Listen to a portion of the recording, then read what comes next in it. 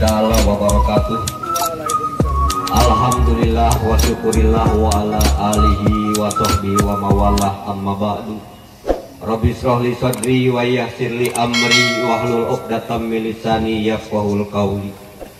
Para bapak, ibu, para pangagung, para aparat Muspika Kecamatan Parung Konteng anu kusim kuring dipihormat, oge lembaga-lembaga swadaya masyarakat, kalih tokoh masyarakat, ulama akademik anu kusim kuring dipihormat, terutami Bapak Kapolsek, Bapak Danpos anu sami rawuh, oge Bapak MPP, oge Ketua Majelis Tinggi Bapak Haji Kosasi, oge kasadayana anu sami rawuh anu kusim kuring dipihormat. Alhamdulillah dina danget ieu urang tiasa kumpul ngariung dina acara ngaresmikeun gunting pita kanggo peresmian situs budaya anu tujuanana kanggo wisata religi. Mudah-mudahan jadi mercusuar Kecamatan Parung Konteng. Sim kuring wani muka ieu sajarah di kamari salaresna tos dibuka. Mung saur eyang sakumaha anu dicatat di dieu. Salama encan 500 tahun lamun wani mangkuna sika muka ieu sajarah kan wani maneh bakal menang wiwirang di kolong catatan. Sim kuring karasa dina kaping tahun 2018-2020 sanaos kusim kuring diambil hikmah, sanajan pada waktu harita kuring ngarasa keun eyang da ayeuna mah geus rek 488 tahun kuring rek ditemeyan muka sajarah, tapi buktina naon nu dicaritakeun ku eyang ngawujud, nepi ka kuring disebut halu, disebut mimpi dan lain sebagainya. Tapi keun sadaya perkara oge aya hikmahna, kulantaran can biasa. Lamun geus biasa mah tamtu kabeh oge bakal sadar. Sabab kuring muka sejarah cagar budaya teh henteu sawani-wanina komo jeung kumawani, henteu sahampu gamprung sakahayang sorangan. Anger kuring oge naliti kana aturan undang-undang pemerintahan pusat baik pun undang-undang pemerintahan daerah, terutami anu dikaluarkeun Perda Budaya ku Bapak Bupati atau pemerintahan Kabupaten Tasikmalaya. Upami ditaliti Perda Budaya teh diterbitkeunana di pemerintahan Kabupaten Tasikmalaya teh 2014, Ibu Bapak. Kuring 2020 masih disebut halu, padahal kuring teh ngajalankeun Perda Cagar Budaya Kabupaten Tasikmalaya. Kayak kuring gara rek diaoskeun sapintar. Bupati Tasikmalaya Provinsi Jawa Barat, Peraturan Daerah Kabupaten Tasikmalaya nomor 1 tahun 2014 tentang pelestarian dan pengelolaan cagar budaya di Kabupaten Tasikmalaya. Dengan rahmat Tuhan Yang Maha Esa, Bupati Tasikmalaya menimbang (2a) bahwa Kabupaten Tasikmalaya memiliki basis kultural sekaligus identitas lokal berupa nilai religi, nilai spiritual, nilai filosofi, nilai estetika, nilai perjuangan, nilai kesejarahan yang menggambarkan segi peradaban Tasikmalaya sehingga harus dijaga kelestariannya. 2. B. Bahwa keberadaan cagar budaya Kabupaten Tasikmalaya merupakan kekayaan kultural yang mengandung nilai-nilai kearifan budaya lokal yang penting sebagai dasar pembangunan kepribadian, pembentukan jati diri, serta benteng ketahanan sosial budaya masyarakat, sehingga upaya untuk menjaga kelestarian menjadi tanggung jawab bersama semua pihak. 2. C. Bahwa berdasarkan pertimbangan sebagaimana dimaksud dalam huruf A dan huruf B, perlu menetapkan peraturan daerah Kabupaten Tasikmalaya tentang pelestarian dan pengelola cagar budaya Kabupaten Tasikmalaya.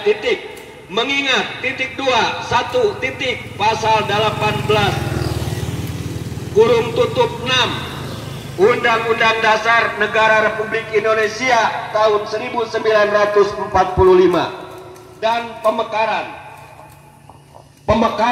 Undang-Undang Dasar pasal 18B kurung tutup 2, negara mengakui dan menghormati kesatuan-kesatuan masyarakat hukum adat beserta hak-hak tradisionalnya sepanjang masih hidup dan sesuai dengan perkembangan masyarakat, dan prinsip negara kesatuan Republik Indonesia, yang diatur dalam Undang-Undang Pasal 28I ayat 3 Undang-Undang Dasar 1945. 3.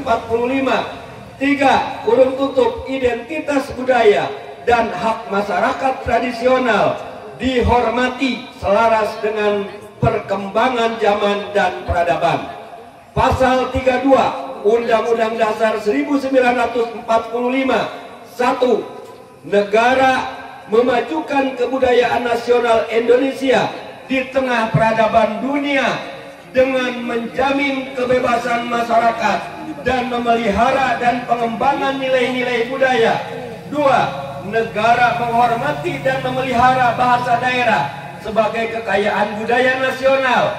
Bab 19 Pertahanan Negara pasal 30, tiap-tiap warga negara berhak dan wajib ikut serta dalam pembelaan negara. Itu yang diatur oleh pemerintah. Jadi saya menjalankan aturan perintah undang-undang. Saya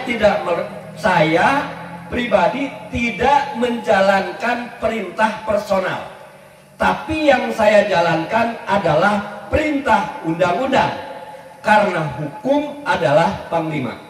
Itu Bapak Ibu, mengenai hak-hak kebudayaan itu sudah diatur oleh pemerintah. Tetapi karena belum biasa, maka ketika saya bekerja bergerak atas nama undang-undang, ada yang mengatakan halu dan lain sebagainya. Dan ini juga akan saya pertegas di dalam Perda Cagar Budaya yang diatur oleh pemerintah Kabupaten Tasikmalaya. Yang dimaksud langkap budaya adalah bentang alam hasil bentukan manusia yang mencerminkan kemanfaatan situs atau kawasan pada masa lalu. Huruf C cukup jelas, huruf D cukup jelas, huruf E. Contoh bukti yang sah antara lain adalah sertifikat hak milik atas tanah, kwitansi pembelian dan surat wasiat yang disahkan oleh notaris. Huruf F cukup jelas. Pasal 11 yang dimaksud dengan arti khusus bagi masyarakat adalah memiliki nilai penting bagi masyarakat kebudayaan tertentu. Yang dimaksud dengan arti khusus bagi bangsa adalah memiliki nilai penting bagi negara dan rakyat Indonesia, yang menjadi simbol pemersatu kebangsaan, jati diri bangsa, atau yang merupakan peristiwa luar biasa berskala nasional atau dunia. Pasal 12 cukup jelas, pasal 13 cukup jelas, pasal 14, 15, 16, 17 cukup jelas. Ayat 1 cukup jelas, yang dimaksud instansi kebudayaan. Ini yang diatur oleh Perda Cagar Budaya Pemerintahan Kabupaten Tasikmalaya. Jadi Bapak-bapak, Ibu-ibu, mengenai cagar budaya itu sudah diatur oleh Undang-Undang Dasar 1945 sebagai induk pasal 18A 18B ditambah pasal 28I dan Undang-Undang Cagar Budaya. Jadi Ibu Bapak jangan khawatir mengenai permasalahan kultur kebudayaan.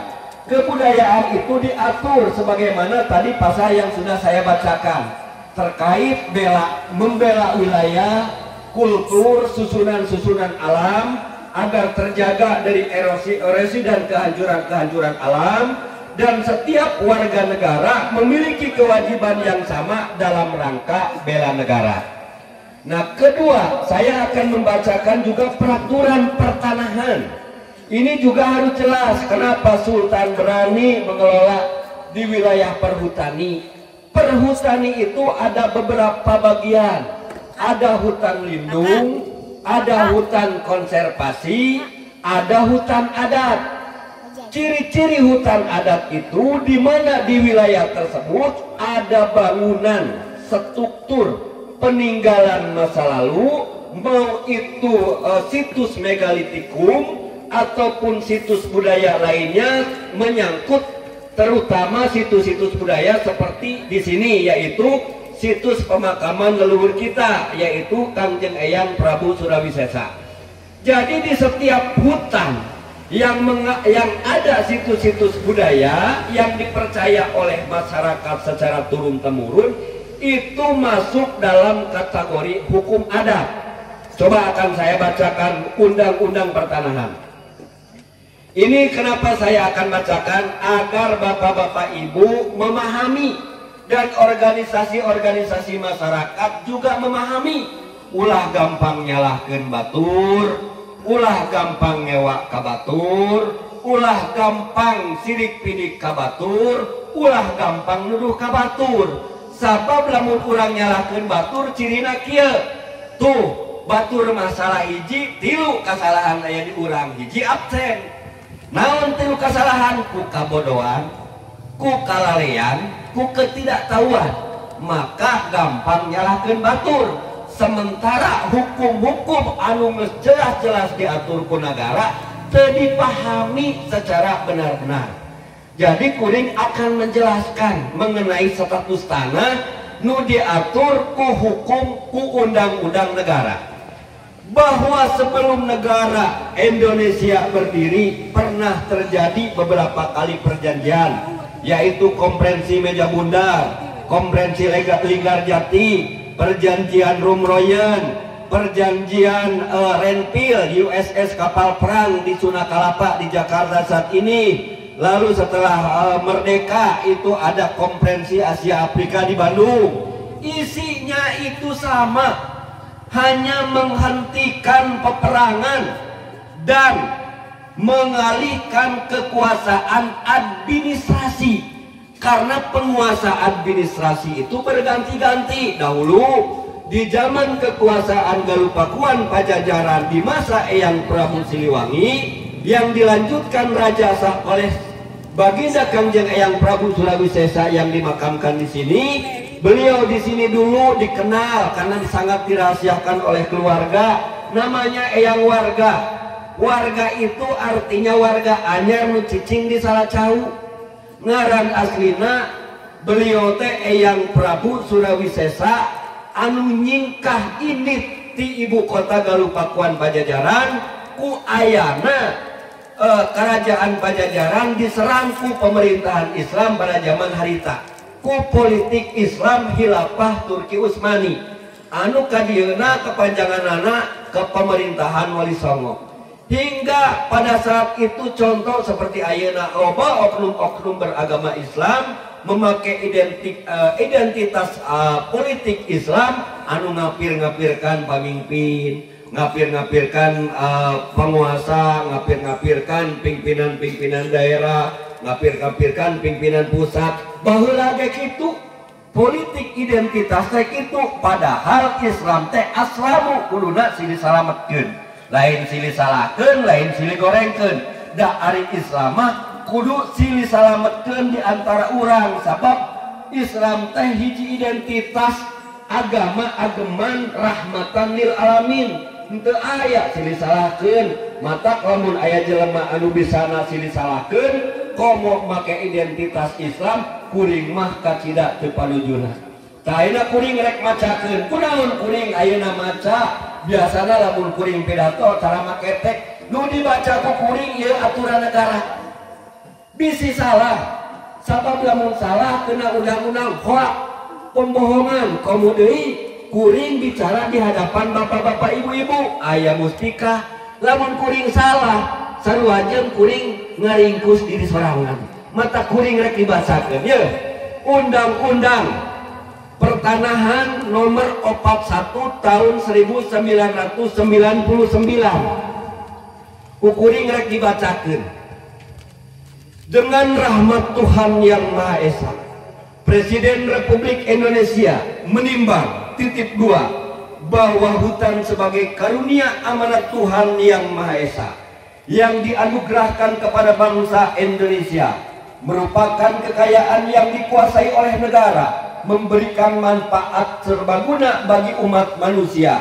Karenanya wajib disyukuri, diurus, dan diamanatkan secara optimal, secara dijaga, dilestarikannya untuk sebesar-besarnya kemakmuran rakyat, bagi generasi sekarang maupun generasi mendatang. Titik 2 B, bahwa hutan, sebagai salah satu penentu sistem penyangga kehidupan dan sumber kemakmuran rakyat, cenderung menurun kondisinya, oleh karena itu keberadaannya harus dipertahankan secara optimal, dijaga daya dukungan secara kebijaksanaan, terbuka, profesional, serta bertanggung jawab. Titik 2 C, bahwa pengurusan hutan yang berkelanjutan dan berwawasan mendunia harus menampung dinamika aspirasi dan peran serta masyarakat, peran masyarakat, adat dan budaya. Ini dijelas, adat dan budaya, serta tata nilai masyarakat yang berdasarkan pada norma hukum nasional. Titik 2 D, bahwa Undang-Undang Nomor 5 Tahun 1967 tentang ketentuan-ketentuan pokok kehutanan Lembaran Negara tahun 1967 nomor 8 sudah tidak sesuai lagi dengan prinsip penguasaan dan pengurus hutan dan tuntutan perkembangan keadaan, sehingga perlu diganti.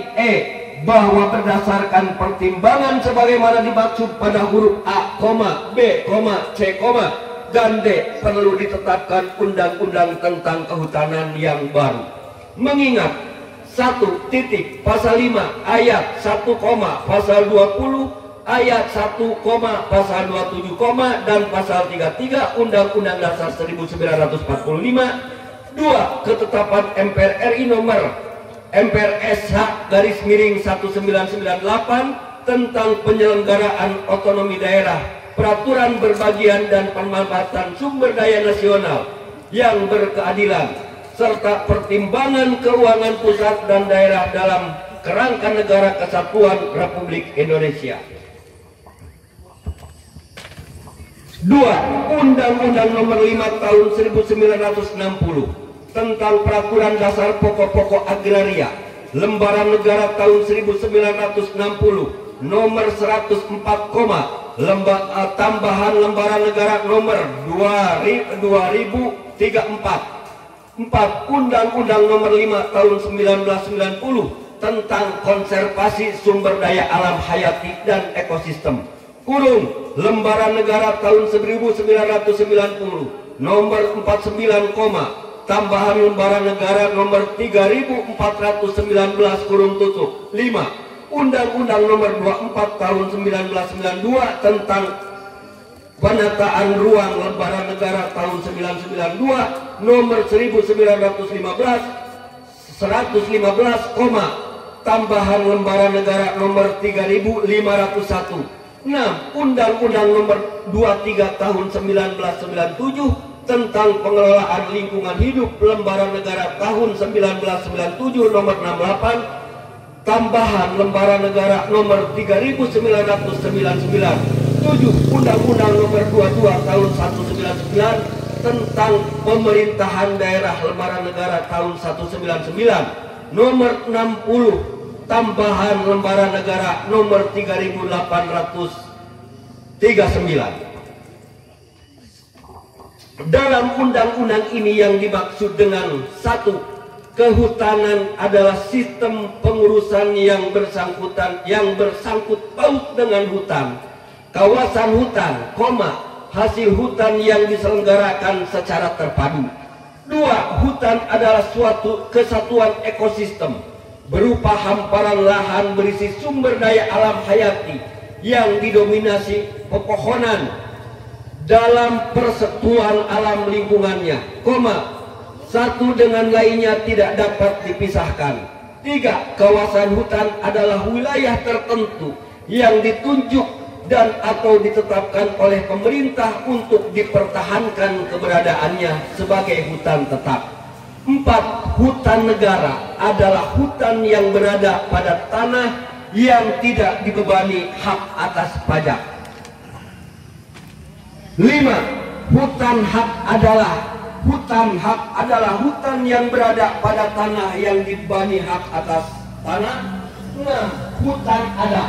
6. Hutan adat, hutan negara yang berada dalam wilayah masyarakat hukum adat. 7. Hutan produksi adalah kawasan hidup yang mempunyai fungsi pokok memproduksi hasil hutan. 8. Hutan lindung adalah kawasan hutan yang mempunyai fungsi pokok sebagai pelindungan sistem penyangga kehidupan untuk mengatur tata air, mencegah banjir, mengendalikan erosi, mencegah intrusi air laut dan memelihara kesuburan tanah. 9. Hutan konservasi adalah kawasan hutan dengan ciri khas tertentu yang mempunyai fungsi pokok pengawetan, keanekaragaman, tumbuhan, satwa, serta ekosistemnya. 10. Kawasan hutan suaka alam adalah hutan dengan ciri tertentu yang mempunyai fungsi pokok sebagai kawasan pengawetan, keanekaragaman tumbuhan dan satwa, serta ekosistemnya yang juga berfungsi sebagai wilayah sistem penyangga kehidupan. 11. Kawasan hutan pelestarian alam adalah hutan dengan ciri khas tertentu, yang mempunyai fungsi pokok perlindungan sistem penyangga kehidupan, pengawetan keanekaragaman jenis tumbuhan dan satwa, serta pemanfaatan secara lestari sumber daya alam hayati dan ekosistemnya. 12. Taman Baru adalah kawasan hutan yang ditetapkan sebagai tempat wisata terbaru. 13. Hasil hutan adalah benda hayati, non hayati, dan turunannya, serta jasa yang berasal dari hutan. 14. Pemerintahan adalah pemerintah pusat. 15. Menteri adalah menteri yang diserahi tugas dan bertanggung jawab di bidang kehutanan. Ini pasal pokok tentang tanah perhutanan. Ini saya akan jelaskan kepada bapak-bapak ibu terkait perundang-undangan pemerintah. Apa yang ada di sini? Yang ada di sini adalah masuk kepada pasal 6. Di mana di sini hutan adat, hutan negara yang berada dalam wilayah masyarakat hukum adat. Dan juga kenapa saya bangun ini tanpa ada yang saya rusak, ini masuk di dalam ayat yang ke-12. Taman Baru adalah kawasan hutan yang ditetapkan sebagai tempat wisata terbaru. Tujuan kita adalah untuk membuat hutan ini lebih lestari, lebih terjaga, tetapi bisa lebih dimanfaatkan oleh satuan-satuan adat masyarakat. Ini bisa dijadikan kawasan wisata religi masuk kepada pasal 12 dan kepada pasal nomor 6. Jadi mari kita sama-sama merawat melestarikan hutan ini, jangan sampai ada perusakan, tapi undang-undang memerintahkan kepada kita semuanya, kepada masyarakat umum, masyarakat adat, dan kita semua dalam rangka menjaga ekosistem perhutani agar meningkatkan kearifan dan penghasilan masyarakat daerah, bisa difungsikan sebagai wisata religi. Demikian sambutan dari saya. Apabila ada kata-kata yang kurang berkenan, mohon maaf, tetapi saya membacakan peraturan daerah Kabupaten Tasikmalaya dan Undang-Undang Agraria Pertanahan tahun 1999 yang harus dijalankan oleh seluruh warga negara kesatuan Republik Indonesia. Wabillahi taufiq wal hidayah. Wassalamualaikum warahmatullahi ta'ala wabarakatuh.